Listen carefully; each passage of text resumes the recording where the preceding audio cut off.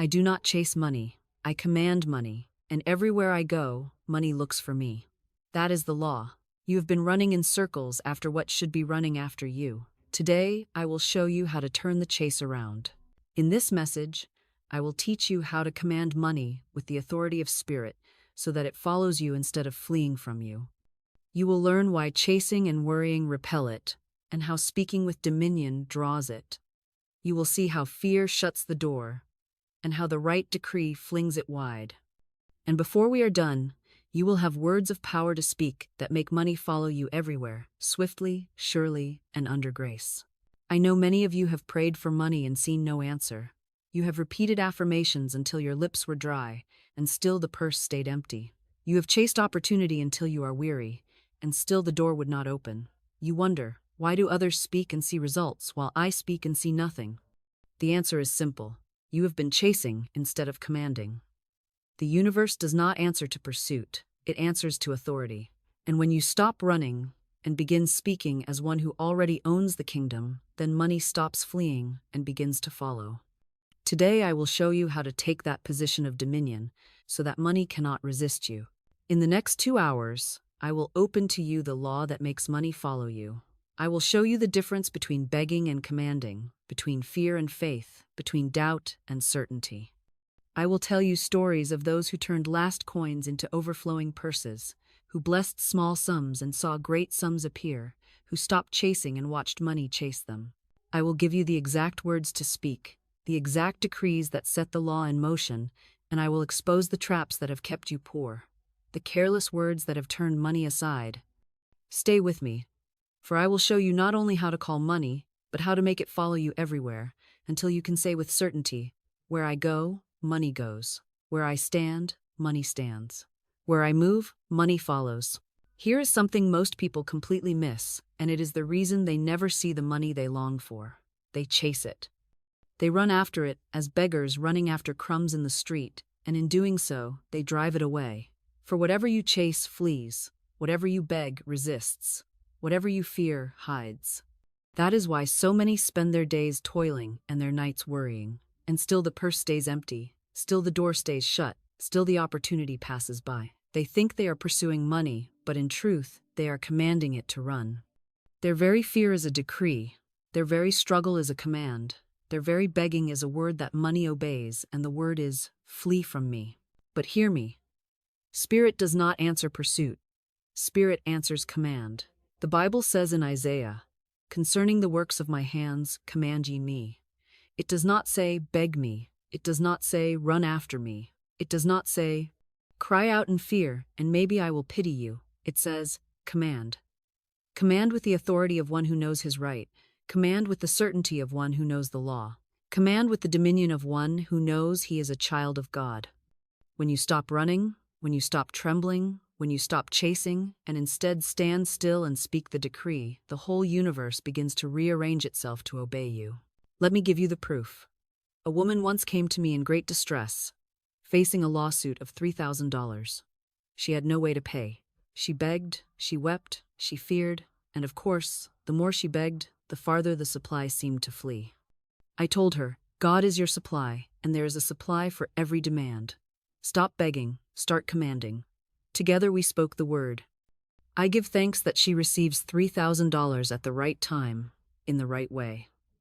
Notice, we did not plead, we did not whine, we did not ask if perhaps, maybe, possibly. We commanded with thanksgiving, knowing it was already done. The 15th of the month came, the day of the deadline, and still she saw nothing. Fear rose again. But I said, act rich, order the expensive luncheon, walk in faith. That night, her cousin appeared, asked after her affairs, and by morning he placed in her hand the exact $3,000. Not a penny more, not a penny less. The law had obeyed the word. She had commanded, and money followed. So I ask you, are you chasing, or are you commanding? Have you been running after money as though it were some master holding a whip over you? Have you been treating it as though it decides whether you live or die, whether you eat or starve, whether you rise or fall? Or have you stood in your dominion and said, money is my obedient servant? It follows me everywhere. It seeks me out. It comes to me quickly, under grace, in perfect ways. One path makes you a beggar, the other path makes you a ruler. One path leaves you empty-handed, the other fills your purse before the week is done. Beloved, money is not your master. It was never meant to be chased, feared, or worshipped. It was meant to be commanded, directed, and blessed. It is spirit and substance, and spirit always obeys the one who speaks with authority. Stop running. Stop trembling. Stand still and command. Speak the decree. Money follows me. Money seeks me out. Money flows to me from every direction. I do not run after it, it runs after me. Say it until the vibration of chasing is replaced with the vibration of dominion.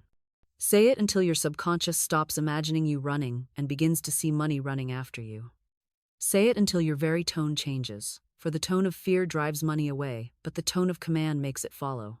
And when you do this, you will see for yourself that money was never avoiding you, it was only obeying the command of your own fear. Change the command, and you change the result.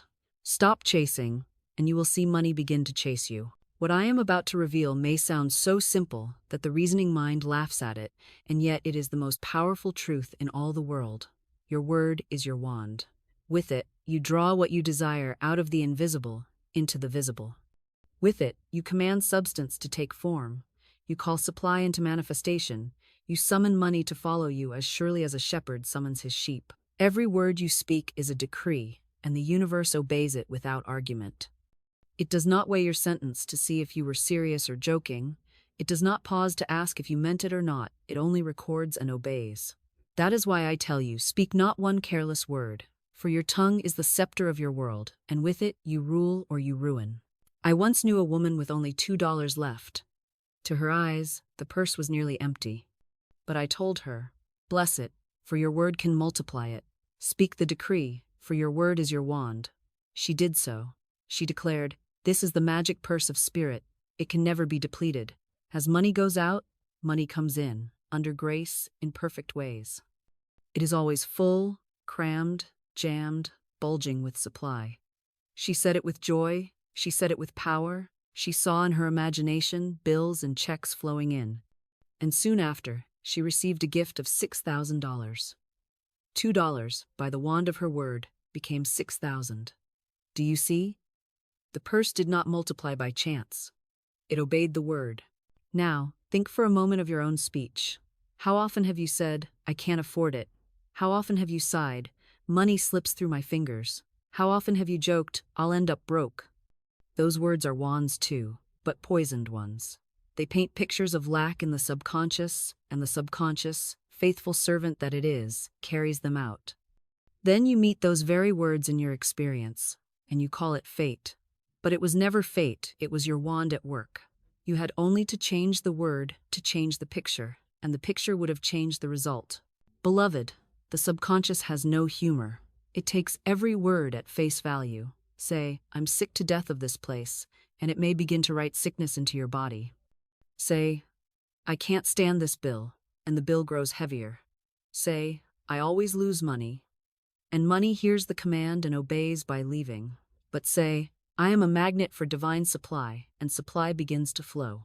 Say, I bless my purse, and it bulges with abundance, and you will soon find it so.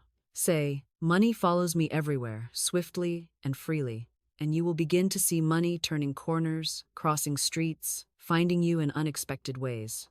So I ask you now, how are you waving your wand? Do you wave it with fear, creating more of what you dread? Do you wave it with complaint, painting pictures of lack? Or do you wave it with command, creating pictures of abundance? The choice is yours, but the law never changes. Your word is your wand. Here, then, is the practical use. Speak only what you wish to see. Refuse to voice lack. Refuse to rehearse poverty. Refuse to joke about failure. Instead, put into words the life you desire. Choose vivid phrases, colorful pictures, strong decrees. Say, I see money pouring into my purse from all directions. I see checks arriving, bills paid, accounts overflowing. I give thanks that large sums come to me quickly, under grace, in perfect ways. Do not whisper it as if testing. Say it with authority. Say it with joy. Say it as one giving orders, not as one hoping for crumbs. Beloved, never forget, money is but your servant, and your word is the command it obeys. If you want it to follow you everywhere, give it no other order. Say aloud each day, money is my obedient servant, it follows me everywhere. It hastens to me now, under grace, in perfect ways. Say it until you feel it in your bones. Say it until every old word of lack is erased. Say it until your life itself becomes the proof. For your word is your wand, and when you wave it with faith, the treasure appears. Here is something most people never understand, and it is the very reason they say affirmations over and over and still see nothing change. Words without faith are empty breath. Repetition without conviction is like knocking on a door with no hand behind the knock. The lips move, the syllables sound, but the heart is not in it, and so the subconscious remains unmoved. You cannot fool the law with hollow phrases. You cannot whisper weakly into the universe and expect a trumpet blast of supply in return. The law does not answer the noise of words, it answers the vibration of faith within them. Faith is the spark that sets the decree aflame. Faith is the life in the word. Without faith, a decree is a shell. With faith, a decree is a living seed, bursting with power, destined to bear fruit. I have seen students come to me with weariness in their eyes, saying, "Florence, I have said the affirmations you gave me hundreds of times, but still nothing happens." And I answer, how did you say them? Did you say them with conviction, or did you murmur them with doubt? Did you declare them as law, or did you whisper them as hope? Did you speak them as one who knows, or as one who questions? And when they are honest, they admit their words were laced with fear, that they repeated while still imagining failure, that they said, "I am rich," while picturing poverty. That is not faith. That is doubt dressed in borrowed clothes. And the subconscious, faithful servant that it is, obeyed the stronger vibration, the picture of lack. Faith is not struggle. Faith is not effort. Faith is not straining to believe. Faith is calm certainty, the quiet knowing that the decree is already fulfilled. When you speak with faith, your tone carries authority. Your voice rings with life. The subconscious hears it and knows it is law. Faith speaks as if the thing were already done, for in truth, it is already done in the invisible. When you decree, large sums of money come to me quickly, under grace, in perfect ways, and you feel within that it is already so, then the decree has wings, and money hastens to obey. I recall a student who affirmed faithfully but always added, "I hope this works." And so, of course, nothing worked. Hope is not faith. Faith does not hope, faith knows. Hope says, "Maybe someday." Faith says, "It is done now." Hope waits with wringing hands. Faith rests with thanksgiving. Hope doubts the channel. Faith knows the channel will appear. And the law answers not to hope, but to faith. Think of it this way. Words without faith are like a bow without an arrow. You may pull the string, but nothing flies. But words with faith are arrows sharp and swift, striking the target unerringly. Words without faith are like empty envelopes dropped into the mail. Words with faith are letters written, sealed, and sent with authority, and the universe delivers them without fail. So I ask you now, how are you speaking your words? Do you repeat them with sighs, as if going through motions? Do you whisper them with doubt still gnawing at your heart? Or do you speak them as a commander giving orders to obedient servants? If you want money to follow you everywhere, you must speak as if money is already standing at your side, waiting to obey. You must say, "Money follows me now. I see it, I feel it, I know it. My word has gone forth, and it cannot return void." Let us seal this truth with a decree. I speak my word with faith. My word is alive, my decree is certain, my supply is sure. Money hears my voice and obeys.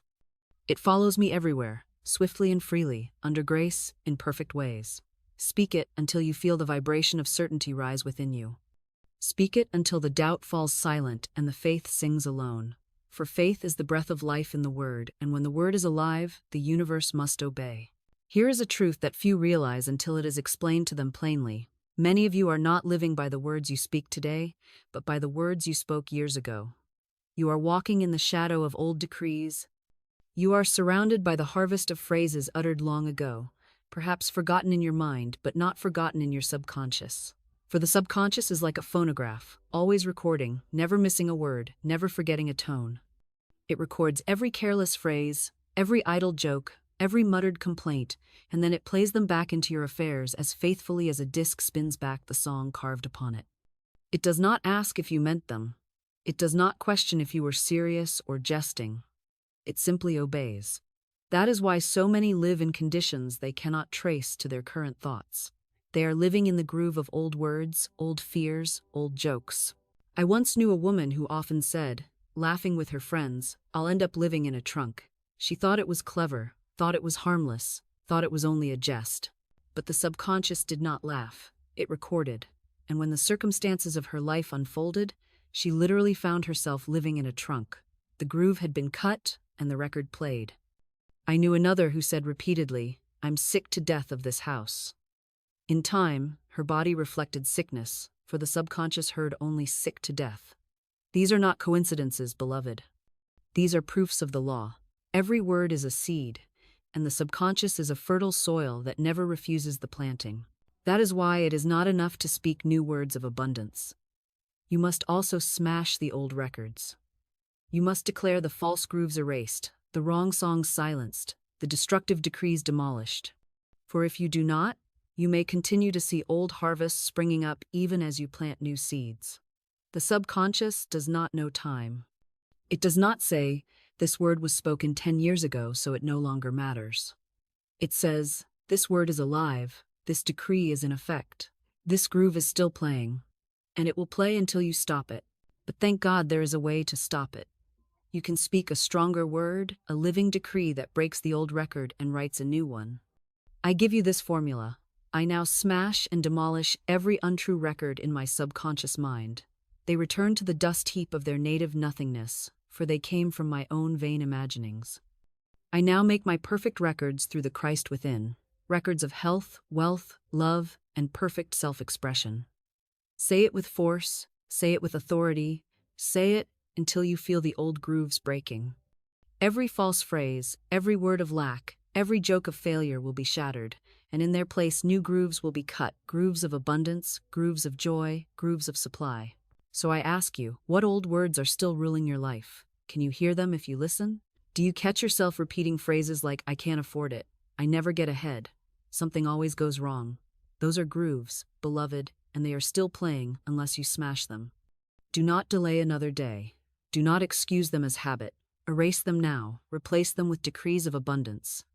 Where you once said, "I can't afford it," now say, "God is my unfailing supply, and I can afford all that belongs to me by divine right." Where you once said, "Something always goes wrong," now say, "Everything now works together for my good." Where you once said, "I never get ahead," now say, "I move forward swiftly, under grace, into greater abundance." Beloved, the power is always in your mouth. If old words bound you, new words can free you. If old grooves imprisoned you, new grooves can set you dancing. Do not fear the past, for the past can be demolished with one decree. Say it now with me. Every false record is smashed, every groove of lack is erased. I write today new records of supply, of joy, of health, of freedom. My subconscious sings only the song of abundance, and money follows me everywhere. Say it until you feel the new record begin to play, the new song begin to rise. For once the old records are broken, the music of heaven fills your life, and the melody of abundance will be the tune you walk by. Now that we have seen how chasing repels, how the word is the wand, how faith is the spark, and how old grooves must be shattered, we are ready to step into the most practical part of this teaching, the living decrees themselves. For it is not enough to know the law in theory. It is not enough to nod at its beauty or admire its simplicity. You must use it. You must open your mouth and speak the word that sets the law in motion. A decree unspoken is like a seed left in the bag. It has all the power of a forest within it, but it will never bear fruit until it is sown. Your word is the seed, your faith is the soil, your expectancy is the water, your joy is the sunlight, and the harvest is certain when you plant. So here I place into your hand the living decrees, the very words you may speak that make money follow you everywhere. They are not to be whispered with doubt, not to be muttered as if testing them, but to be spoken with authority, with rhythm, with joy. They are words alive with power, and when you speak them, the universe listens. Say, "Money is my obedient servant. It follows me everywhere. It hastens to me now, under grace, in perfect ways." Do you hear the authority in those words? Do you feel the reversal of the chase? No longer are you the beggar running after coins. Now money is the servant running after you. Repeat it until the image in your subconscious shifts, until you see in your imagination streams of money moving toward you, not away from you. Another decree. Large sums of money come to me quickly, under grace, in perfect ways. Say it with joy, say it with thanksgiving, say it until you feel the vibration of abundance rise in your very body. Do not picture trickles, do not imagine crumbs, do not settle for pennies. Picture large sums, overflowing sums, crammed and jammed purses, bulging accounts, checks arriving, gifts multiplying. For the subconscious obeys the picture, and your words paint the picture. Here's another. I am an irresistible magnet for all that belongs to me by divine right. Every channel is open, every door is free, every delay is dissolved, and my good hastens to me now. With this decree, you are not pleading, you are commanding. You are announcing to the universe, I have a claim, and it must be honored. I have a right, and it cannot be withheld. My good belongs to me, and it comes. The law cannot resist such a decree, for the law is perfect justice, and when you call for what is yours by right, nothing can stand in the way. Beloved, I must warn you here. Never use decrees to take what belongs to another. Never use them for selfish grasping or harmful desire. For the law is exact, and whatever you decree against another returns to you multiplied. Always say, under grace, in perfect ways. Grace opens the right channels, protects you from harm, and ensures that what comes is truly yours. The perfect way is never at the expense of another, never through loss, never through injustice. Trust that what is yours cannot be taken, and what belongs to another cannot be held by you. Speak your decrees with love, and you will see how freely the universe responds. Now I ask you, will you speak these words, or will you leave them on the page as pretty sentences? Will you give them breath, or will you let them die in silence? Do not delay, begin tonight. Stand before your mirror, lift your head, look into your own eyes, and say with authority, money is my obedient servant, it follows me everywhere. Large sums of money come to me quickly, under grace, in perfect ways. I am an irresistible magnet for supply, and before Sunday, I see my proof. Say it with rhythm, say it with joy, say it as if the heavens themselves are listening because they are. And then, go about your day expecting to see the evidence. For the decree has gone forth, and it cannot return void. Beloved, never forget, the living decree is the key. Knowledge is good, understanding is better, but only the spoken word moves the law. Use it, and you will see. Speak it, and money will follow you as faithfully as a shadow follows the body. Declare it, and you will soon walk in a world where lack is forgotten and abundance is your constant companion. Here is something I must tell you plainly, for it is the stumbling stone of multitudes. Fear is faith turned upside down.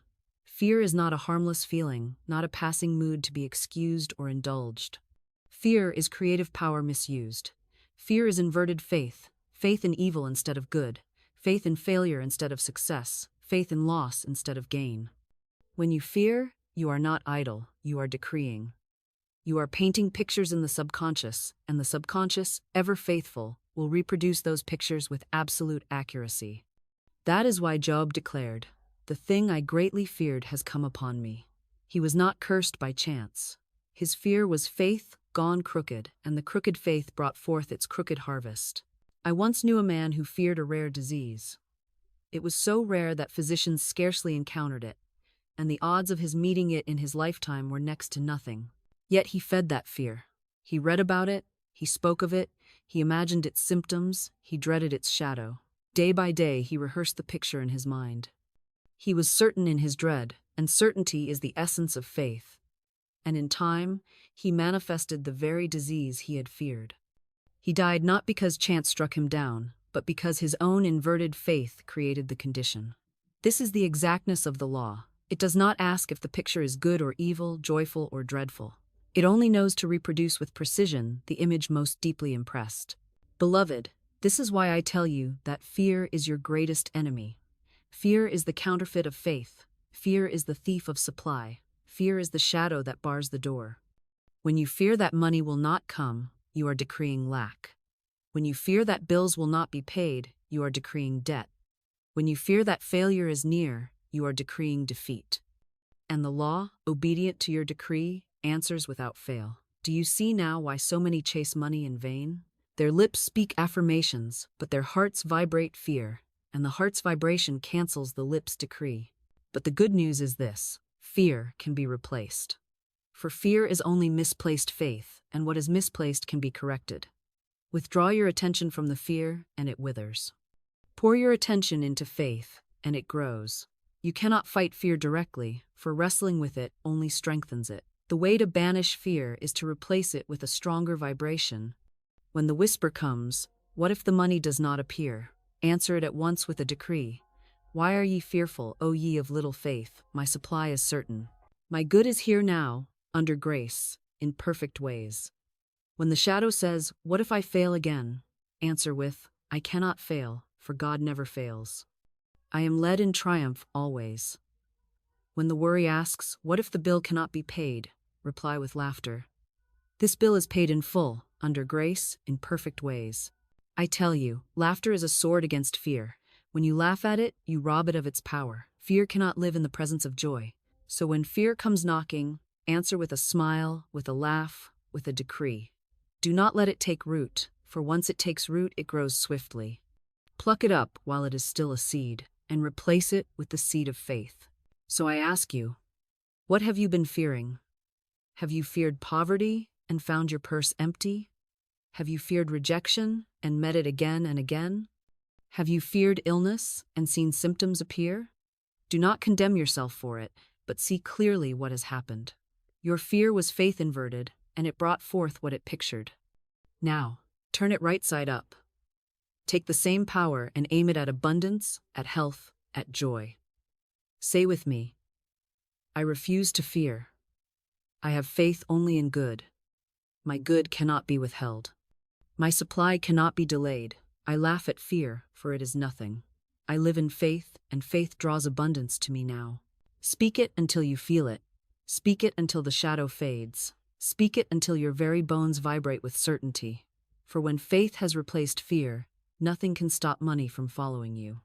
Fear is the inverted magnet that repels. Faith is the true magnet that draws. Cast out fear, and the magnet will work as it was meant to, pulling supply from every direction until your life overflows.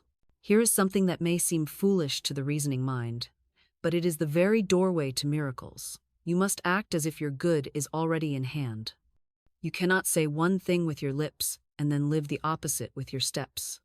To affirm abundance but walk in poverty is to cancel your decree. To declare wealth while behaving as though you are bound by lack is to plant weeds in the very field where you sowed good seed. Faith must not only be spoken, it must be lived. Every act, every gesture, every choice must echo the word you have declared. When you act rich before the riches appear, you prove your faith, and your faith compels the law to fulfill itself. I once knew a woman who faced a dreadful lawsuit of $3,000. She had no visible means to pay it, and the deadline pressed in upon her like a storm. Fear gripped her heart, and she was tempted to hide, to shrink, to hoard every penny as if poverty were master. But I told her, "Do not act poor. Do not show lack in your behavior. Order the expensive luncheon. Prove your faith by your actions." To the reasoning mind, this sounded reckless. Should she not save every coin? Should she not retreat into caution? No. For such behavior is inverted faith. It is acting poverty, and to act poverty is to decree it. She obeyed me, though her heart trembled. She walked into the luncheon and ordered as if her account were overflowing. That very night her cousin appeared, asking after her affairs, and by morning he placed into her hand the exact $3,000. Do you see the law? The supply did not flow until she acted as if it was already hers. Her action sealed her decree. This is the law you must learn. Action is faith made flesh. Words spoken without action remain in the air, but words lived out in behavior engrave themselves deep into the subconscious. When you live as though the supply is certain, you leave no room for doubt. Your outer life tells your inner life, "This is done," and your inner life responds by arranging circumstances to prove it. But when you speak words of faith and then act as though they are false, your subconscious hears the contradiction, and it obeys the stronger vibration, the vibration of your action. Think of the farmer. He does not wait to see the harvest before he buys his tools. He acts as if the harvest is certain, and in truth it island. He prepares the barn before the grain has ripened, for he knows the law of sowing and reaping will not fail. So must you act in the law of spirit. If you have declared that money follows you, then walk as if money is already at your side. If you have decreed that bills are paid, then bless those bills with confidence and place them aside as though the payment were already in motion. If you have commanded that large sums come quickly, then prepare a place to receive them. Do not act the beggar after speaking as a king. Act the king, and your kingdom will appear. Now I ask you, how are you acting today? Are you shrinking from opportunities as though lack were master? Are you refusing to prepare for what you have commanded, hiding behind excuses of someday? Or are you living as though your decree is already fulfilled, walking with the confidence of one who knows his supply is sure? Beloved, the law reads not only your words, but your footsteps. It listens to your tone, and it watches your acts. Let both agree, and you will see demonstration without delay. So let us decree together, and let our actions confirm it. I act now as if my purse is full. I move as one already supplied. I walk in confidence. I live in poise. I carry myself in abundance. My faith is proved in my steps, and money follows me everywhere. Speak it, then live it. Do something today that proves your faith. Prepare the space, buy the token, set the table for your supply. And you will find that as surely as the farmer who digs the furrows before the rain, the harvest will come, and it will come swiftly, for your actions have compelled it. Here is a principle that few ever practice, though it is one of the clearest signs of living faith. When you truly believe, you prepare. Preparation is the visible proof of expectancy. It is the outward act that declares to heaven and earth, I know my supply is already here. Without preparation, words remain in the air, and the subconscious wonders if you are serious. But when you prepare a place for the good you have commanded, you show that you are certain, and the law rushes to fill the space you have opened. You cannot fool the law by saying one thing and preparing for another. If you declare wealth but prepare only for lack, you are confessing doubt. If you decree abundance but leave no room for it to enter, you are contradicting your own word. But if you prepare boldly, if you act as though the supply has already arrived, then you have proved your decree and the universe must respond. I recall a woman who needed an apartment in New York at a time when everyone said such a thing was impossible. The city was tight, the market scarce, and her friends urged her to give up, to store her furniture, to resign herself to a hotel room, but she refused. She declared, "Spirit has the perfect place for me, and it is already mine." Soon after, she felt the desire to buy blankets for her new home. At once, the reasoning mind objected. "Do not buy them. You have no apartment yet." But she answered with faith, "I will dig my ditches. I will prepare."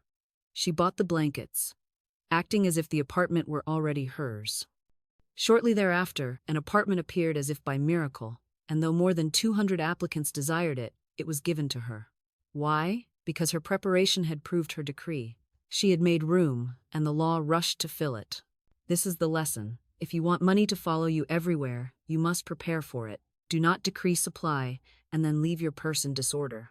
Clean your wallet, bless it, make space in it, as if new bills are already on their way. Do not decree abundance, and then ignore the place where it will be stored. Open the account, ready the ledger, clear the corner of your room, make ready the barn for the harvest. Your preparation is your proof. When you make space, the universe cannot leave it empty. Spirit abhors a vacuum, and the moment you prepare the vessel, the oil begins to pour. Think of the prophet Elisha and the widow. Her oil was almost gone, but when she obeyed the command to borrow vessels, not a few, and set them ready, the oil flowed until every vessel was full. The oil stopped only when there was no more room to receive it. Had she gathered twice as many, the oil would have filled them all. Do you see the law? The flow always matches the preparation. If you prepare little, little comes. If you prepare much, much flows. So I ask you, what space have you made for your good? Have you decreed large sums of money, yet left no vessel to receive them? Have you declared opportunity, yet failed to ready yourself for the open door?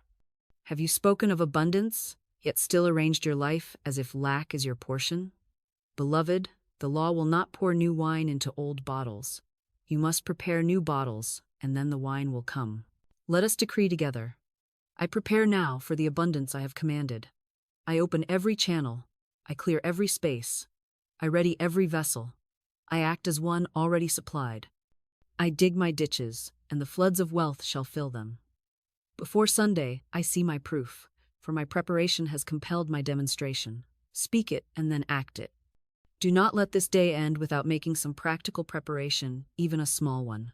Buy the token, set the place, open the account, clear the drawer. Do something that proves your faith. For preparation is proof, and proof brings demonstration. Now we come to the crowning proof of faith, the sign that no man can counterfeit, and no demon of doubt can counterfeit either: joyful expectancy. For you may speak the word and still tremble, you may prepare the vessel and still worry, you may act as if and still be heavy with care. But when true faith has taken root, joy blossoms of its own accord. Joy is the fragrance of faith. Joy is the music of certainty. Joy is the atmosphere that tells heaven and earth, it is done. When you can rejoice before the demonstration appears, you have already secured it. When you can sing while the purse is still light, you have already filled it. When you can laugh at lack while appearances still scowl, you have already overturned them. Joy is the proof of faith, and joyful expectancy is irresistible to the law. Think of a child on Christmas Eve. He does not lie awake, fretting, whispering, "What if there are no gifts in the morning? What if my parents forget me? What if I am left out?" No, he goes to bed radiant, restless with excitement, his heart leaping with delight. He knows with certainty that the tree will be surrounded with treasures. He has no fear, no doubt, no care. His expectancy is joyful, and his joy proves his faith. That is how you must wait upon your demonstration. Do not brood, do not pace, do not sigh. Rejoice, laugh, give thanks, and expect with joy, for that is the vibration that compels the law to act swiftly. I once knew a man whose life had been chained by fear. Every day he worried, every night he fretted. His fears were so many that his life became a barren field, nothing grew but thorns. One day he saw a simple sign that read, "Why worry? It will probably never happen." Something broke within him. He laughed, he let go, he felt joy rise where worry had been. From that moment, his fears began to vanish, and his life shifted. What worry had bound, joy released. What fear had frozen, expectancy melted. His life, once a desert, became a garden, all because he replaced fear with laughter, heaviness with joy. Beloved, I must tell you this. If you want money to follow you everywhere, you cannot greet it with gloom. Money flees from frowns. It hastens to smiles. It does not answer the sigh of the beggar, but the laughter of the king. If you speak decrees with heavy hearts, your words are weighed down. But if you speak them with joy, they rise like arrows of light and strike the mark. Joy is the final magnet. Joy is the open hand that receives. Joy is the fragrance that tells the world, the feast is ready. So I ask you, how are you waiting today? With long faces, counting hours in dread, watching the calendar with gloom? Or with a smile, clapping your hands in delight, saying, "I can hardly wait to see how my supply will appear"? One path delays, the other hastens. One path closes the door, the other flings it wide. Choose joy, beloved, and you choose speed. Let us decree together. I rejoice, for my supply is sure. I laugh, for money follows me everywhere. I sing, for the demonstration is already mine. Before Sunday, I see the proof, and I rejoice in advance. Speak it not with sighs, but with song. Speak it not with heaviness, but with lightness. Let your very tone be cheerful, for cheer carries power. Smile as you speak it, laugh as you affirm it, dance if you must, for joy is the final act of faith, and faith crowned with joy cannot be denied. Here is a truth that will dissolve your fears if you grasp it. In spirit, there is no lateness. There is no such thing as too late to God, no such thing as missed the moment, no such thing as the opportunity has passed. These phrases belong to human reasoning, bound by clocks and calendars, but spirit knows no such bondage. Spirit is eternal now, and when the word is spoken, the demonstration appears in perfect timing, sometimes at the first hour, sometimes at the 11th, but always on time. The fear of lateness is one of the greatest enemies of faith, for when the mind looks at the clock and trembles, it begins to cancel its decree. It says, "There isn't enough time left," and the subconscious obeys, shutting the door.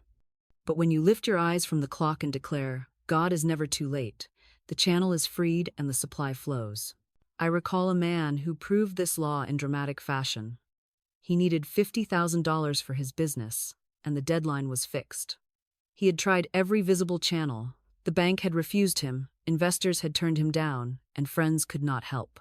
By Friday evening, he had lost hope, for the bank would close at noon the next day, and his train would not bring him there until after 10. To his reasoning mind, the matter was finished. But I told him, God does not need time, and God is never too late.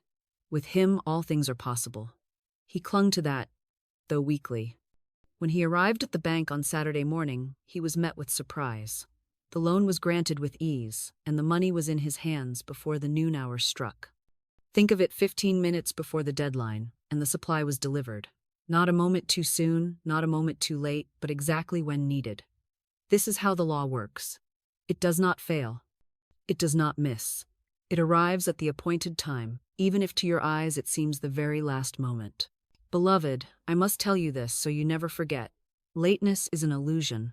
Delay is a shadow. The supply is never lost, never withheld, never forgotten. It may seem to your senses that the hour is gone, that the chance is wasted, that the time has slipped by. But Spirit is not bound by your calendar. Spirit is not hindered by the ticking of your clock. Spirit is eternal, and what is yours by divine right cannot miss you. It will arrive, and it will arrive in perfect time. If the hour seems late, rejoice, for the demonstration will be all the more glorious when it appears. If the day seems gone, give thanks, for Spirit delights to prove that it rules over time itself. So I ask you, have you been trembling at the clock? Have you said, "It is too late for me. The week is almost over. The month has passed. My chance is gone"? Beloved, that is a lie. Nothing is too late with God. Nothing is lost. Nothing is missed. Your decree still stands, and the law still obeys. The supply is already prepared, and it will appear at the perfect hour. Hold to your faith, and you will see. Let us decree together. God is never too late. My supply comes at the appointed hour, swiftly and surely, under grace, in perfect ways. I do not tremble at the clock, for time is my servant, not my master. Before Sunday I see my proof, for the law cannot fail.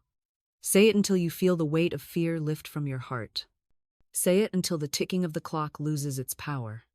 Say it until you know with certainty that your supply is not late, but right on schedule. For the law is never tardy, and Spirit always keeps its appointment. Now you must learn the way heaven keeps its time, for Spirit does not carry a watch upon the wrist or a calendar upon the wall. Spirit speaks through intuition, that quiet inner voice, that sudden flash of direction, that deep inward knowing that comes without reasoning. Intuition is God's clock within you. It is the chime of heaven ringing softly in the heart, saying, "Now is the hour, this is the way, take this step." When you obey that whisper, you step into the rhythm of divine timing. When you ignore it, you stumble in the dark, forever either too soon or too late, forever missing the door that would have opened had you listened. Reason argues, doubts, delays, but intuition knows, and when you trust it, you are always on time. I once knew a woman who had only $8 left in the world. To her eyes, lack was screaming. To her friends, poverty was certain. She could have hoarded those few bills. She could have shrunk in fear. She could have begged for pity.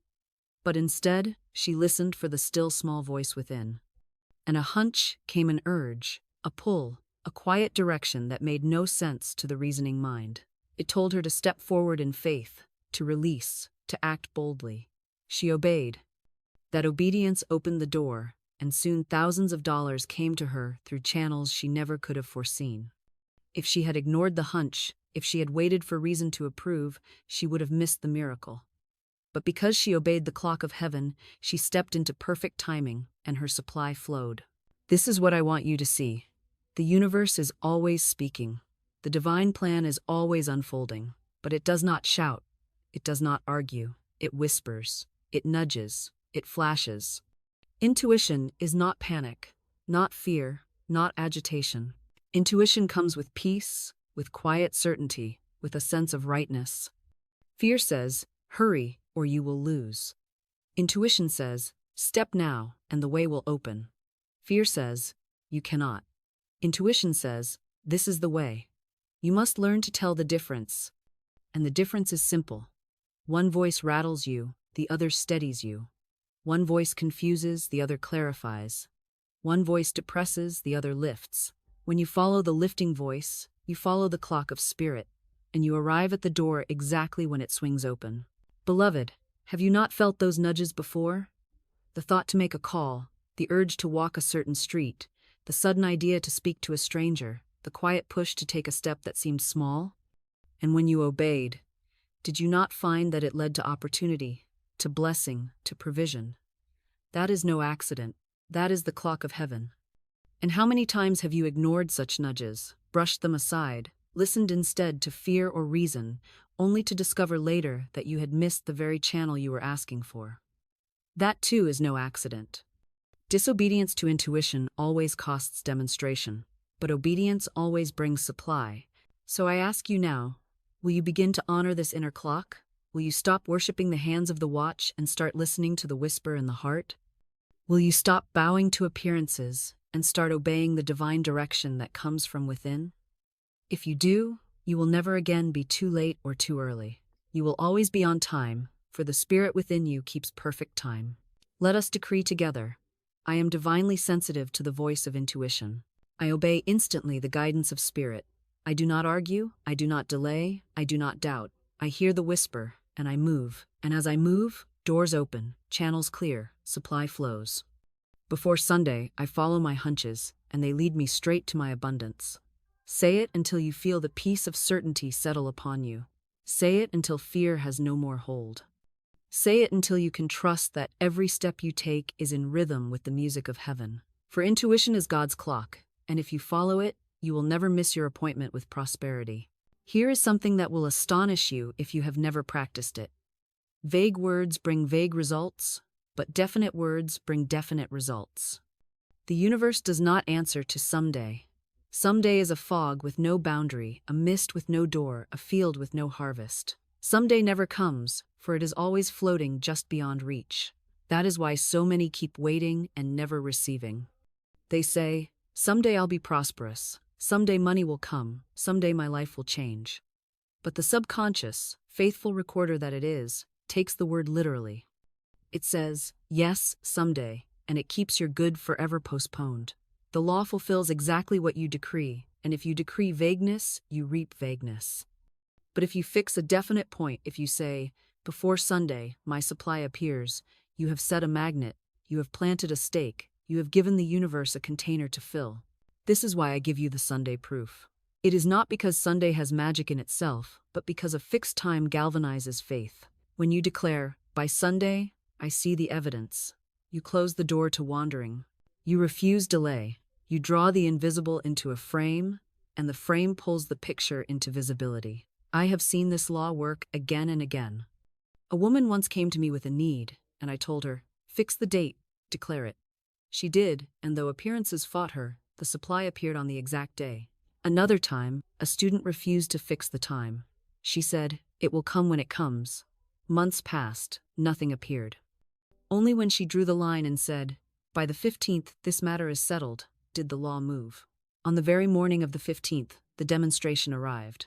Why? Because definiteness is faith, and faith compels the law. Beloved, I tell you this. Spirit delights in definiteness, because definiteness proves you trust the law. To say someday is to confess doubt. To say now, by this time, is to confess certainty. When Elijah stood before the people, he did not say, someday fire will fall. He said, this day you will know the Lord is God, and the fire fell. When Jesus said to the nobleman, thy son liveth, he did not mean someday, he meant now, and the child was healed in that very hour. Spirit acts in the eternal now, and when you fix your decree to a definite point, you align yourself with the eternal present where all supply already island. So I ask you, are your decrees sharp or vague? Have you been saying, money will come in time, or have you been saying, money comes before Sunday? Have you been declaring, someday I'll be free? Or have you been saying, I am free now and the proof appears this week? The difference is everything. Vagueness delays. Definiteness draws. Fix your decree, and the universe will hasten to fulfill it. Let us speak together. I set the date, and the law fulfills it. Before Sunday, my supply appears. Before Sunday, my purse is full.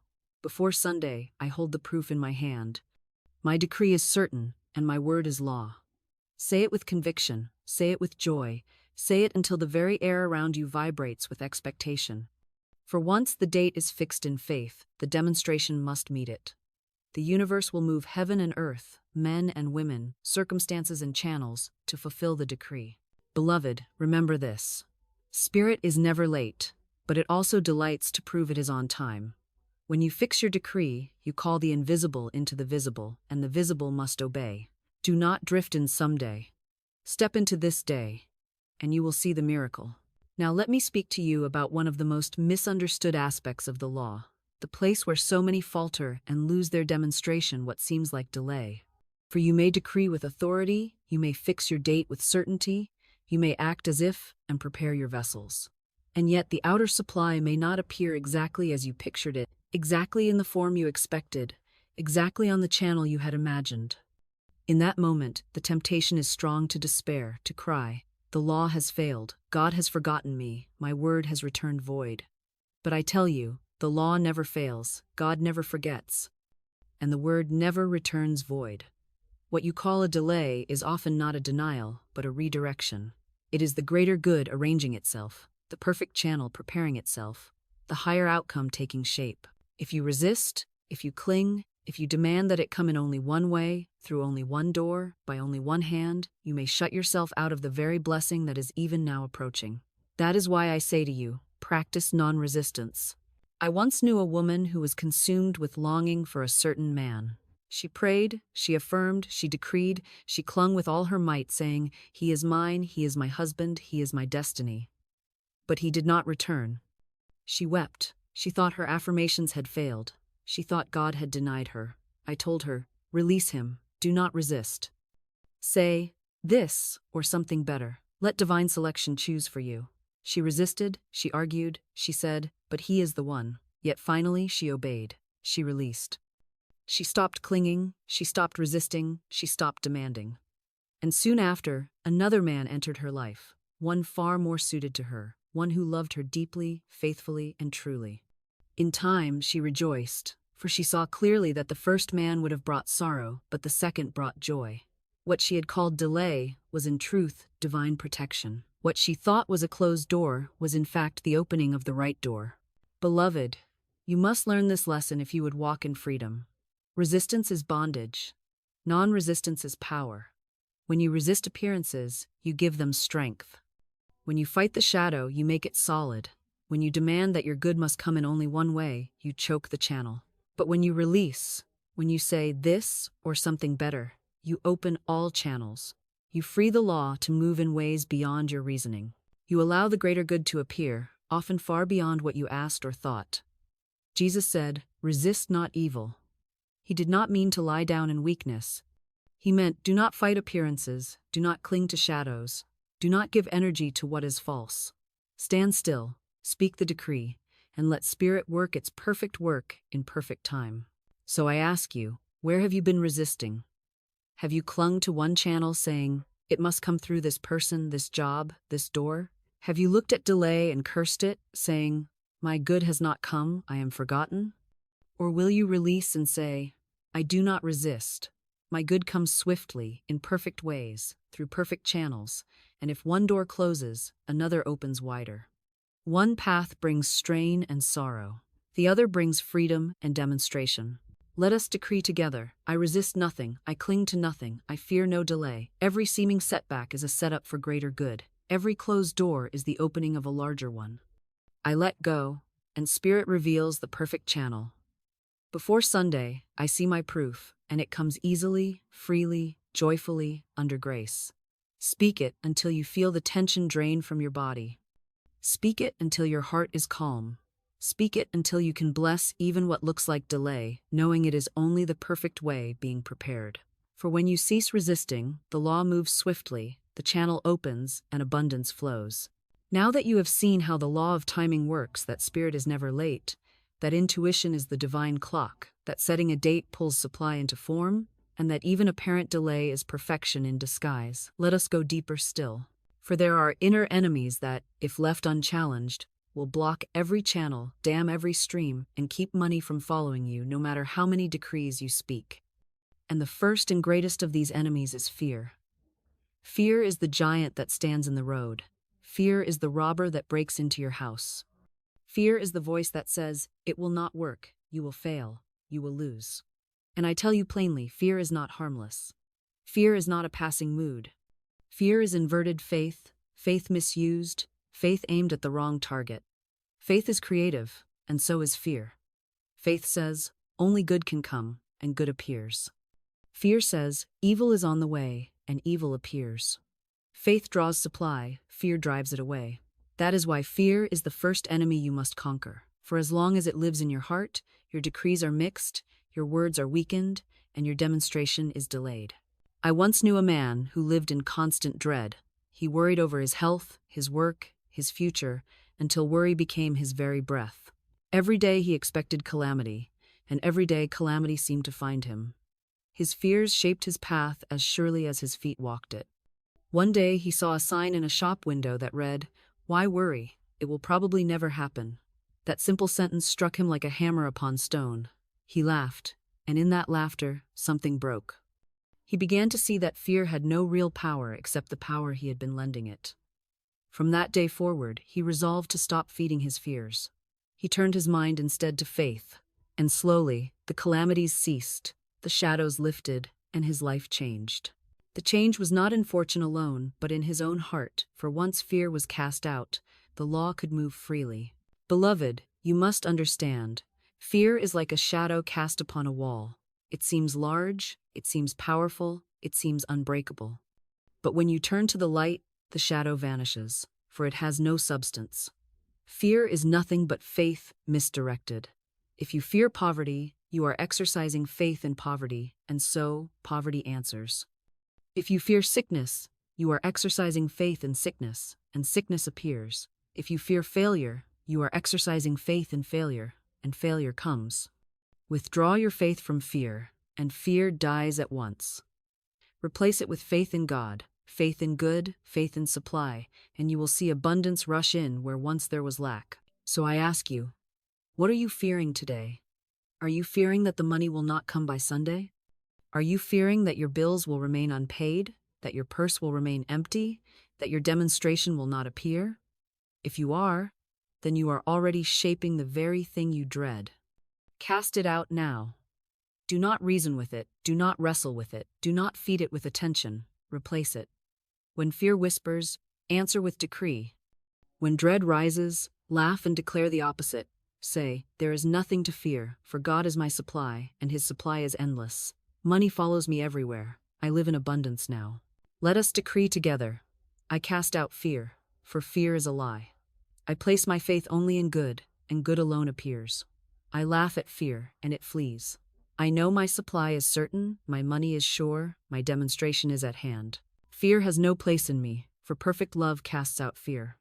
Say it until you feel the tremors leave your body. Say it until the shadows lift. Say it until laughter rises unforced from your heart. For when fear is gone, the path is cleared, the wall is broken, and money flows freely to follow you, as it was always meant to do. Now, we must turn to another enemy of supply, not as loud as fear, but often more stubborn, more subtle, more deeply rooted in the hidden places of the heart: resentment. Resentment is the silent lock upon the door of abundance. It is the unseen chain that holds back the purse. It is the poison in the current that should flow freely. Many of you may not even realize how resentment has crept in, for it wears many disguises: envy of another's success, bitterness over an old wrong, jealousy of a friend's fortune, anger at life for seeming unfair. But however it shows itself, the effect is the same. Resentment shuts the door, for you cannot bless what you envy, you cannot attract what you resent. You cannot receive while secretly cursing the one who already has. I once knew a woman who envied her friend bitterly because that friend had received a gift she herself desired. She could not rejoice in it, she could not bless it. She muttered within herself, "Why should she have it and not I?" And as long as she carried that thought, her own hands remained empty. I told her to speak these words: "What God has done for others, he now does for me, and more." At first she resisted. Her pride wanted to cling to the grievance. But at last she obeyed, and as she spoke, the bitterness drained away. Soon after, she received not only the very gift she had envied, but also something greater besides. What changed? Not her fortune first, but her heart. When she shifted from resentment to blessing, the channel opened, and the supply rushed in. Beloved, this is the law. What you bless, blesses you. What you resent, flees from you. If you envy another's wealth, you repel your own. If you resent another's joy, you darken your own. If you curse another's gift, you close your hand against your own. But when you bless the good you see around you, when you say, "That good proves the law is working, and the same law works for me," you place yourself in harmony with it, and harmony always brings increase. That is why Jesus said, "Bless them that curse you," not merely as a moral command, but as a spiritual law.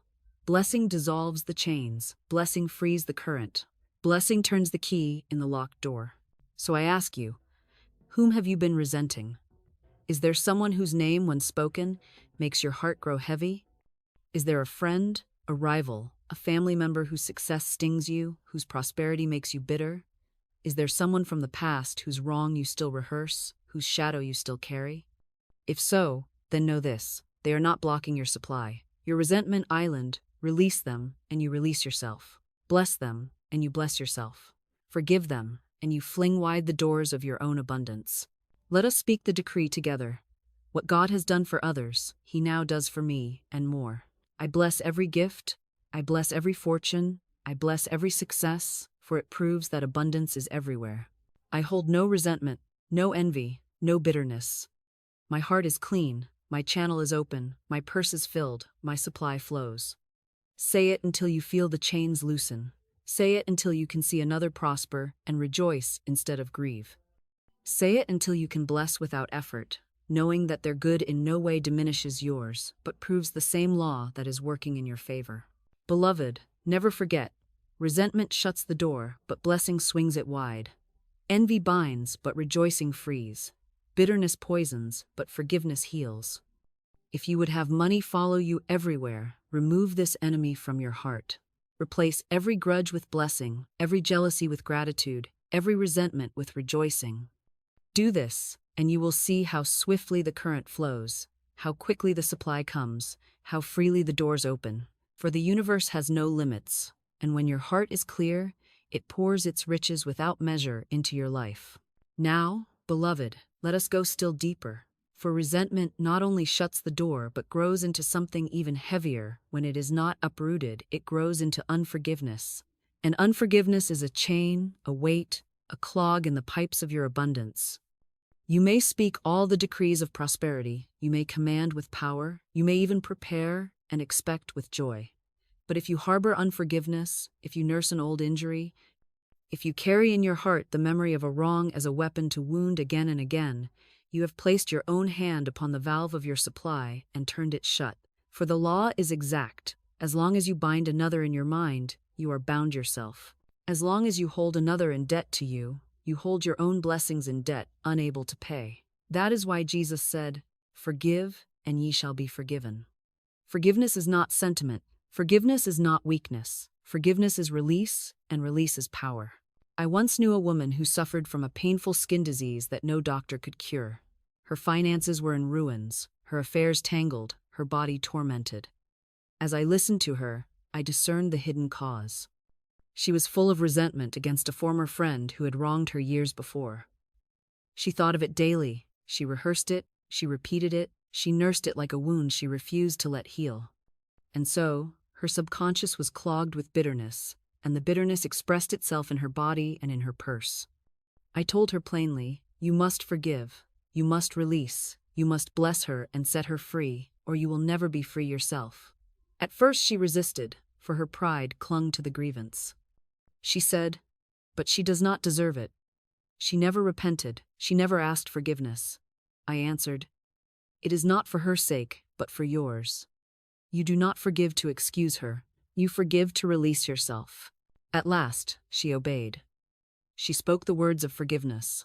"I bless you, I release you. I forgive you fully and freely. Divine love fills my heart and dissolves all resentment."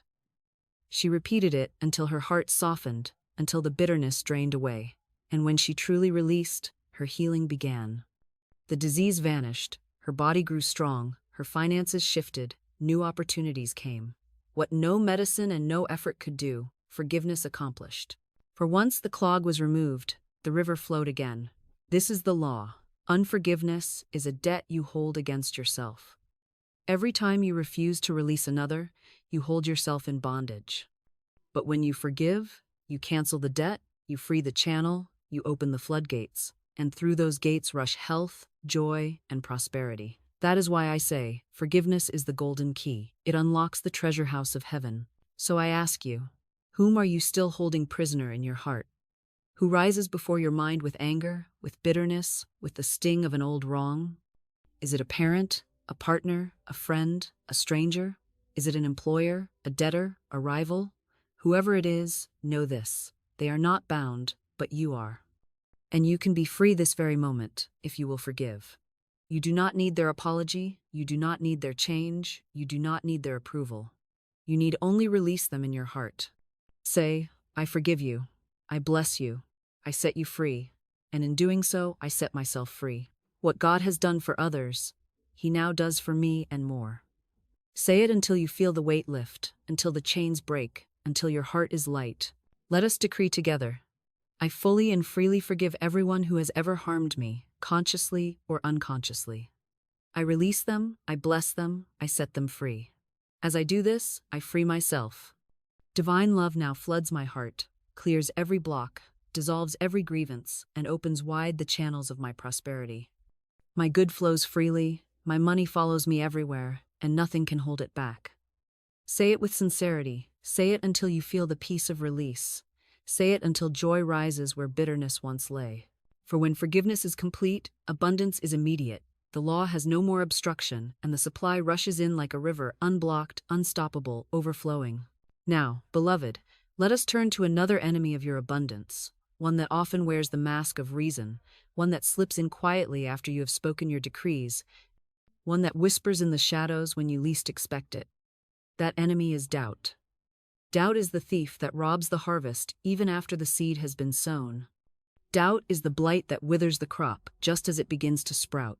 Doubt is the poverty of the soul, for it cancels the wealth of faith and leaves the field barren. And the most dangerous thing about doubt is that it hides in small phrases, in little sighs, in casual murmurs, in words so soft you do not even hear yourself speak them. You may say 100 affirmations, but if in one careless moment you sigh, I don't believe it will work. That one sigh cancels the 100 affirmations. For the law does not count words by number, it weighs them by power, and the most powerful vibration is always the one that rules. I have met students who told me, Florence, I have spoken affirmations every day for months, but still nothing changes.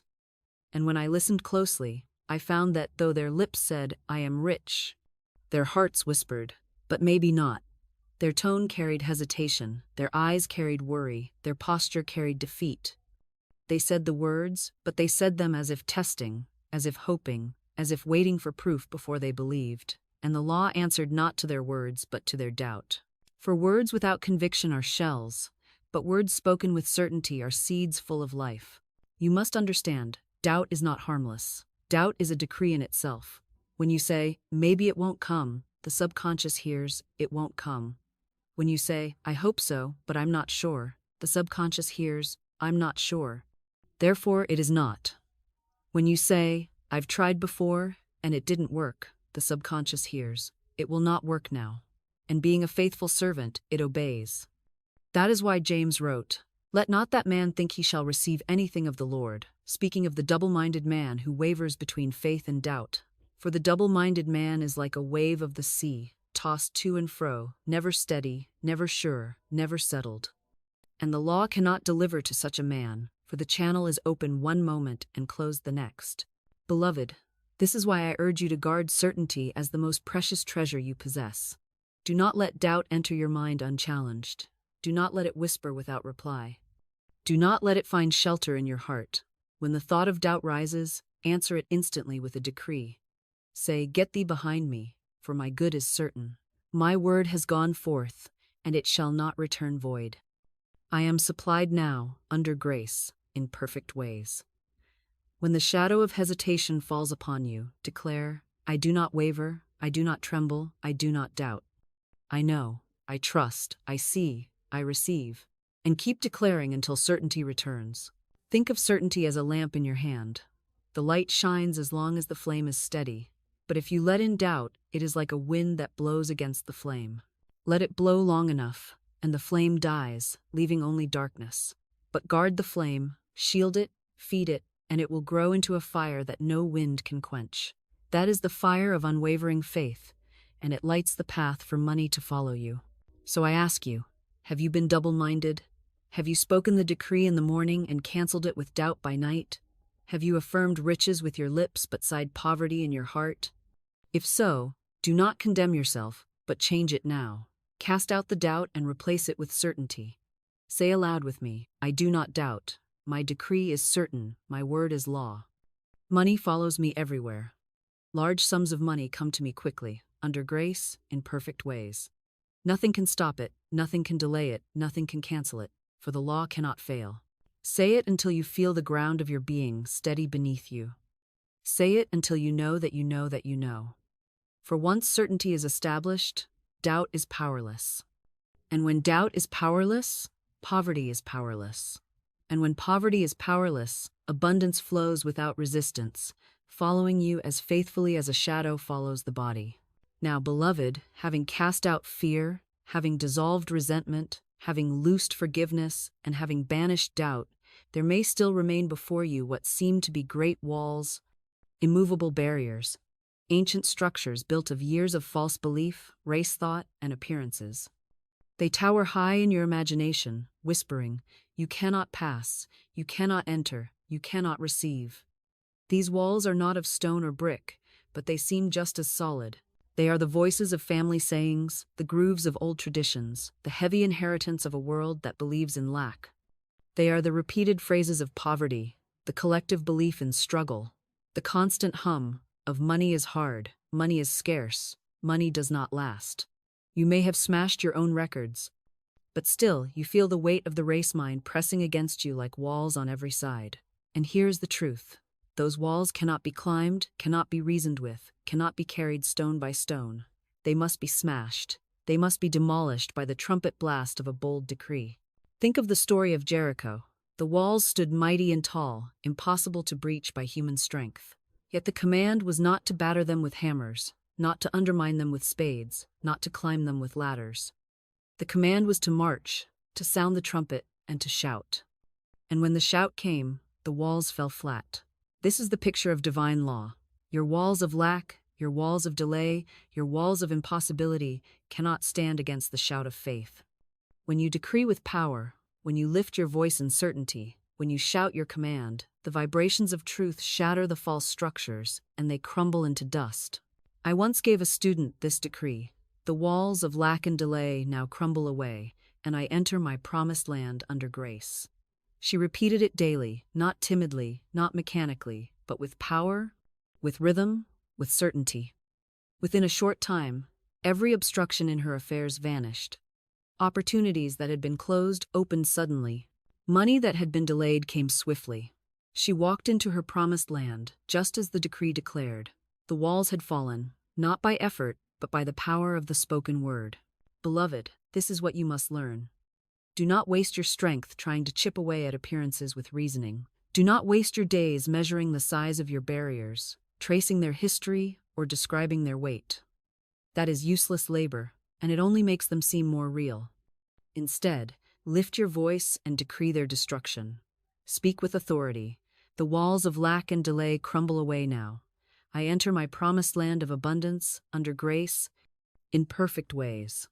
Say it again and again until you feel the vibration of the walls trembling within you, until you see in your imagination the great structures cracking and collapsing, until you feel in your spirit the open field of freedom.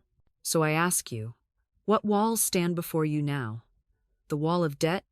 The wall of unpaid bills? The wall of unemployment? The wall of a closed business? The wall of fear that says it cannot be done? Do not bow to them. Do not worship them. Do not describe them. Smash them, blow your trumpet, lift your decree. The law cannot resist the voice of faith. Let us shout together. The walls of lack and delay crumble away now. I enter my promised land, flowing with milk and honey, under grace and in perfect ways. Every barrier falls, every obstruction dissolves, every chain is broken, and I walk in freedom and abundance. Say it not with a whisper, but with a shout. Say it until the atmosphere around you changes.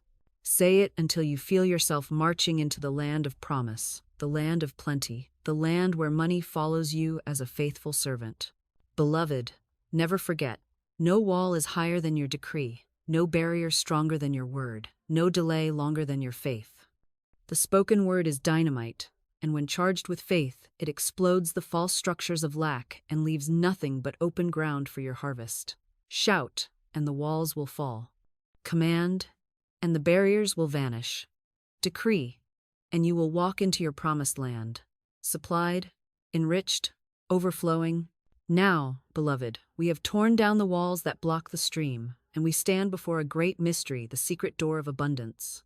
Many search for it all their lives and never find it, not because it is hidden in some distant place, but because it lies within them, and they never think to look there. The door does not swing wide for grumbling. It does not open for boredom. It does not yield to dreariness or complaint.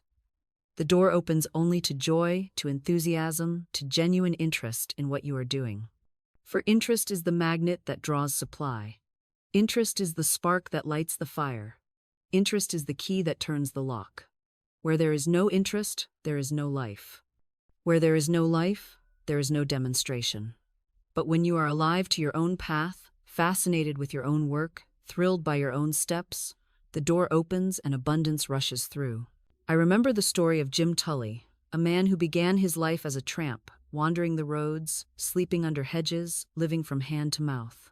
By appearances, he was a failure, a castaway, one destined to struggle forever. Yet he had one treasure that no poverty could take from him. He was deeply interested in his life. He observed it, dramatized it, told stories of it, lived it with vividness. He did not see himself as dull or defeated, but as a character in a great adventure. That interest in his own story became the key that opened the secret door. For in time, Jim Tully became a writer, celebrated and successful, his books published, his name known, his purse filled. What had changed? Not the outer first, but the inner. He had unlocked the door with the key of interest. This is the law. Whatever you are interested in grows. Whatever you give your enthusiasm to multiplies. If you despise your work, it shrivels. If you scorn your tasks, they drain you. If you go about your day sighing, what is the use? You have closed the door. But if you take an interest, even in the smallest duty, if you put heart into the little task, if you bring fascination to the humblest work, you have struck the key against the lock, and you will be amazed how swiftly it swings open. For the Spirit says, "He that is faithful in that which is least is faithful also in much." Show interest in the little, and the greater will be given. So I ask you, where is your interest? Do you rise each morning alive to the day, eager to bless it, ready to see what new opportunity may open? Or do you drag yourself forth with complaints, dull, weary, dreading the hours? If you would open the secret door, you must kindle your fire again. Find something in your path that excites you, that fascinates you, that stirs your imagination. Even if it seems small, put your heart into it, for that spark will grow into a flame, and the flame will open the door. Let us decree together. I take a divine interest in my life. I am alive to every moment. I am fascinated by my work. I am thrilled by my opportunities. The secret door swings wide, and abundance pours through. Money follows me everywhere, for I am alive with joy. Speak it until the dullness leaves you. Speak it until the fire stirs again. Speak it until you look upon your path not as a burden, but as an unfolding adventure. For when you are interested, heaven is interested. And when heaven is interested, doors open that no man can shut. Beloved, never forget, the secret door is within you, and the key is interest. Be alive, be fascinated, be joyful, and the treasure will appear. Now, beloved, let us pause and consider something so simple, so everyday, that most people dismiss it as nothing, and yet it carries within it the vibration of heaven itself, the smile. A smile is not merely a movement of the lips, not a fleeting expression upon the face. A smile is a decree made visible. A smile is joy taking form. A smile is faith shining outward. When you smile, you are silently declaring to the universe, I expect good, I welcome good. I live already in the vibration of good, and the law, exact and unchanging, responds to that decree as surely as it responds to words shouted from the rooftop. The smile is your unspoken word, and it carries power. Do you not remember the old proverb? A man without a smiling face must not open a shop? The wisdom of the ages is hidden there. Why must he not open the shop? Because prosperity cannot flow to the sullen, to the gloomy, to the sour. Prosperity rushes to the radiant, to the cheerful, to the expectant. No one is drawn to the shadowed face. All are drawn to the shining one. A smile opens doors, melts resistance, attracts opportunities, and calls money to follow you as faithfully as the shadow follows the body. A smile is a magnet, and its pull is irresistible. I recall the lesson dramatized in a French film where Maurice Chevalier played the part of a poor man, dreary and defeated, sighing, "What good has my honesty done me?" Chevalier's answer was simple but profound. Even honesty will not help you without a smile. And when the man smiled, his fortune turned. Was that magic? Yes, it was the magic of the law. For the smile shifted his vibration, and his vibration shifted his affairs. The law always answers to the strongest current, and joy is the strongest current of all. Beloved, I must tell you that many of you cancel your decrees not with words, but with your countenance. You speak abundance, but you frown lack. You affirm supply, but you wear the face of worry. You command prosperity, but your eyes carry gloom. And so the world believes your face and not your words. The subconscious believes your tone and not your sentence. The universe answers not only your lips but your radiance. If your lips say, "I am rich," but your face says, "I am poor," the law answers the stronger decree, the frown. That is why you must learn to clothe your decrees with a smile, to let your very countenance be the proof of your faith. So I ask you, what face do you show the world? When you rise in the morning, do you carry the weight of yesterday upon your features? When you walk through your affairs, do you wear a look of heaviness, as though burdened with shadows? Or do you smile, radiant, expectant, declaring silently that your good is here? If you would open the secret door to abundance, you must learn to smile before the proof appears. Smile, not because of what you see, but because of what you know. Smile as the farmer smiles when he sees the green shoots in the field, knowing the harvest is certain. Smile as the child smiles on Christmas Eve, knowing the gift is already prepared. Smile as the king smiles in his palace, knowing his treasure is secure. For the smile is the silent proof of faith, and faith never fails. Let us decree together, with radiant faces, I smile upon my world, and my world smiles upon me. I radiate joy, I radiate cheer, I radiate confidence, and abundance hastens to meet me. Money follows me everywhere, for my face shines with the certainty of my supply. Speak it, then practice it. Smile when fear whispers. Smile when doubt arises. Smile when appearances contradict. Let your very face defy the shadow and announce the truth. And you will find that doors swing open, friends draw near, opportunities arise, and money follows, for the universe cannot resist the shining countenance of faith. Beloved, never forget, the smile is a magnet. Use it, and the secret door swings wide. Beloved, let us speak now of a treasure more precious than rubies, more powerful than weapons, more necessary to the demonstration of abundance than most ever realize, the treasure of silence. For just as a smile radiates power outward, silence gathers power inward. Just as cheer draws money to you like a magnet, silence holds the energy in place until it has formed substance. Without silence, words are scattered like seed cast upon stony ground. Without silence, decrees are weakened by chatter, explanations, and the endless rehearsal of appearances. But when you learn the law of silence, when you keep your lips from careless speech, when you refuse to scatter your force in gossip, complaint, or idle talk, you preserve the vibration of your decree, and the universe hastens to fulfill it. That is why it has been said for ages, silence is golden. I once knew a man of remarkable talent and ability who could never seem to prosper. Every business he entered failed. Every door he pushed closed against him. He came to me for counsel, and soon I discovered his hidden weakness.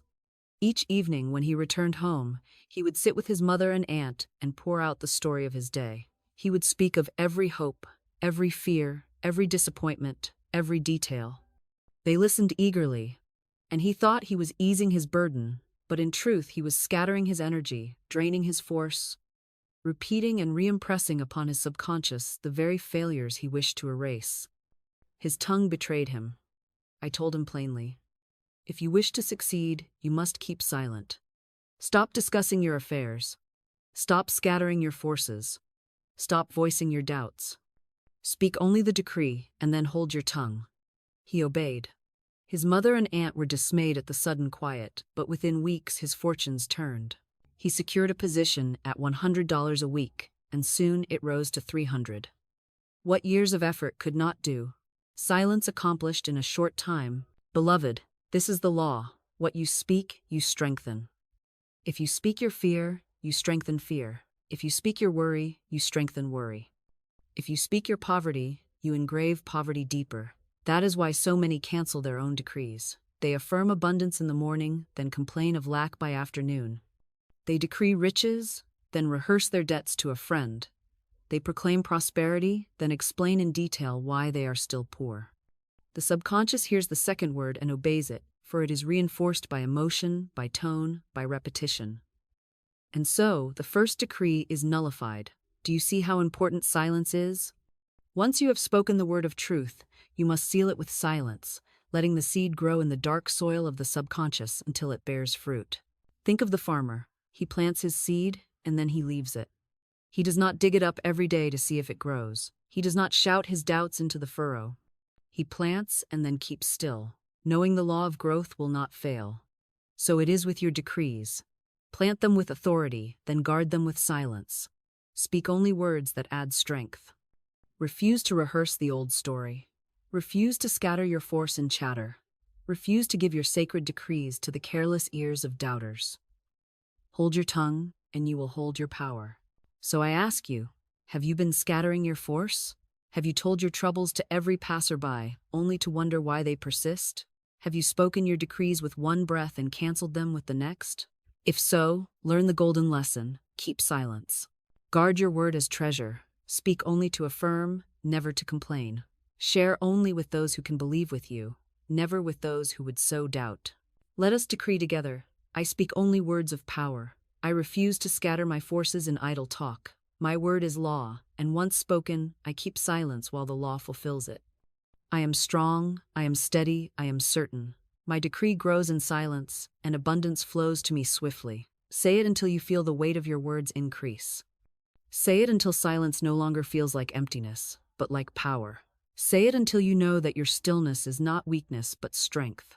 For silence is golden, and the one who learns it holds the secret key to demonstration. Beloved, remember this always. Your smile is your magnet, but your silence is your fortress. Keep both, and the secret door will swing wide. Now, beloved, we arrive at the climax of this teaching.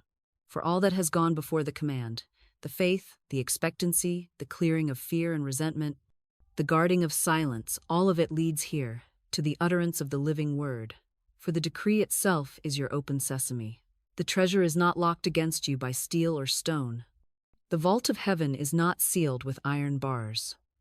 The doors of abundance are closed only by appearances, only by illusions, only by false thoughts that loom like rocks before you. But appearances are obedient shadows, and shadows cannot resist the light of the spoken word. Just as Ali Baba stood before the impenetrable rock and cried, "Open sesame," and the stone rolled back to reveal treasure, so do you stand before your circumstances and speak your decree, and the law must obey.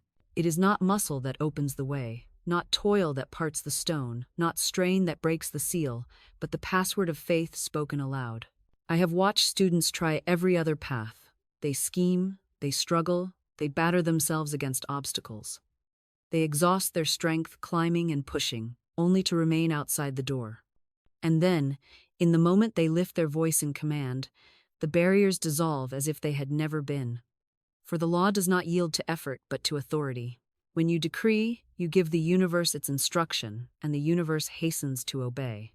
That is why idle affirmations, murmured without conviction, bring nothing, while a single decree spoken with power can change a life in an instant.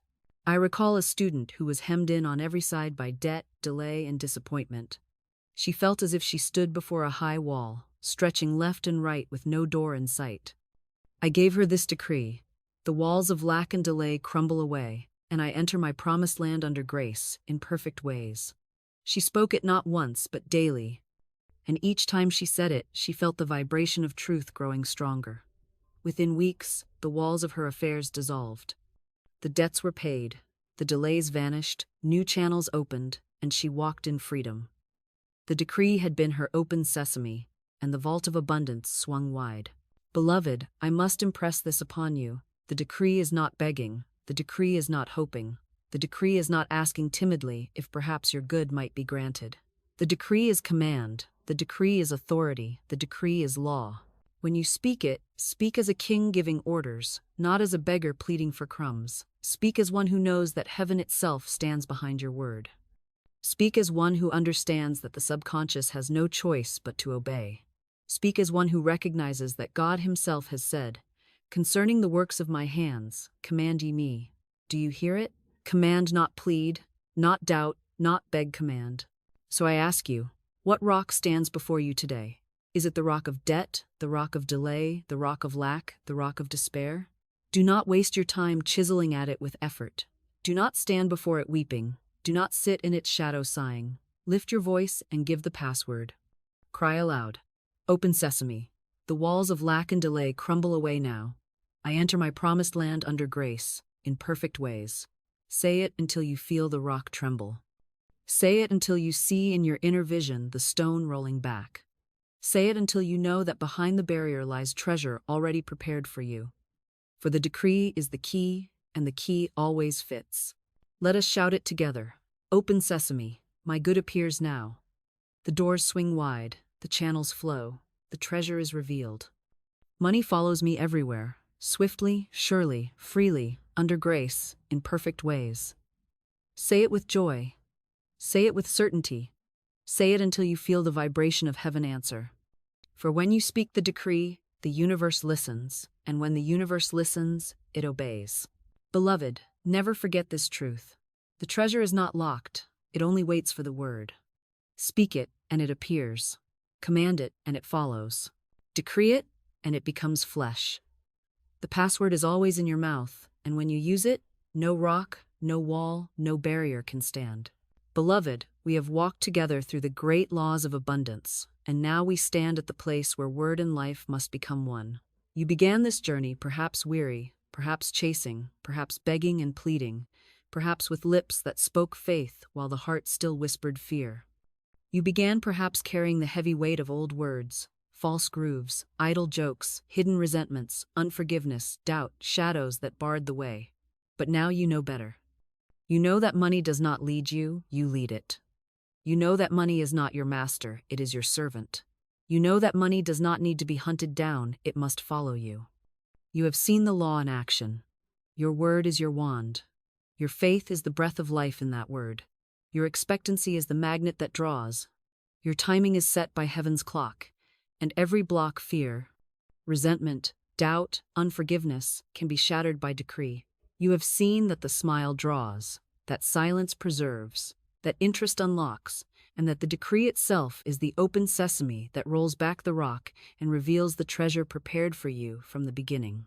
So now I tell you plainly, you are no longer a beggar running after coins. You are a king whose word is law. You are no longer one who trembles at clocks and calendars. You are one who knows God is never too late. You are no longer one who curses the good of others. You are one who blesses, and by blessing multiplies. You are no longer one who clings to grudges. You are one who forgives, and by forgiving, releases rivers of wealth. You are no longer one who doubts. You are one who knows. And because you know, because you speak, because you command, money must follow you, money must seek you, money must hasten to you swiftly, surely, under grace, in perfect ways. Let us seal this truth now with a decree that will go with you into every hour of your day and every night of your sleep. Speak it with me. Money is my obedient servant. It follows me everywhere.